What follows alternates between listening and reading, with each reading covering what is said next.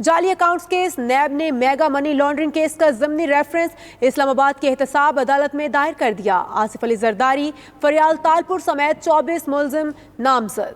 ज़िमनी reference एहतसाब अदालत इस्लामाबाद में दायर किया गया है। इसी पर बात करेंगे अपने नुमाइंदे हुसैन अहमद से। हुसैन बताएगा, मेगा मनी लॉन्ड्रिंग केस का ज़िमनी रेफरेंस दायर कर दिया गया है। जी बिल्कुल, जाली बैंक अकाउंट केस में आम पेशरफ्त हुई है और ये मेगा मनी लॉन्ड्रिंग केस है जो कि कराची से इस्लामाबाद मुंतकिल हुआ था।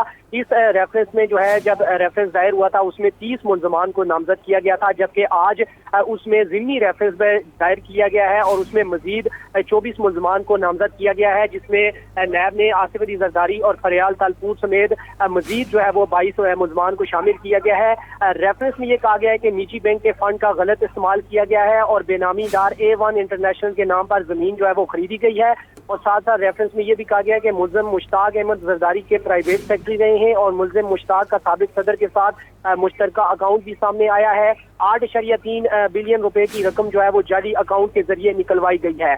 रेफरेंस में अनवर मजीद, अब्दुल गनी मजीद, मुस्तफा जुल्करनैन समेत दीगर मुल्ज़मान जो है वो शामिल हैं और 950 मिलियन रुपए की रकम दोबारा जरदारी के इस्तेमाल जो है वो अकाउंट्स जो है वो मुंतकिल किए गए हैं। ये केस पहले ही एहतसाब अदालत में जो है वो चल रहा था, जिसमें आसिफ अली जरदारी और फरियाल तालपुर जुडिशल रिमांड पर जेल भेजे गए थे। ताहम अब इसमें पेशरफ्त हुई है और ज़िमनी रेफरेंस जो है वो दायर कर दिया गया है। जी, ज़िमनी रेफरेंस दायर कर दिया गया है। हुसैन अहमद, आपने हमें अपडेट किया, आपका बहुत शुक्रिया।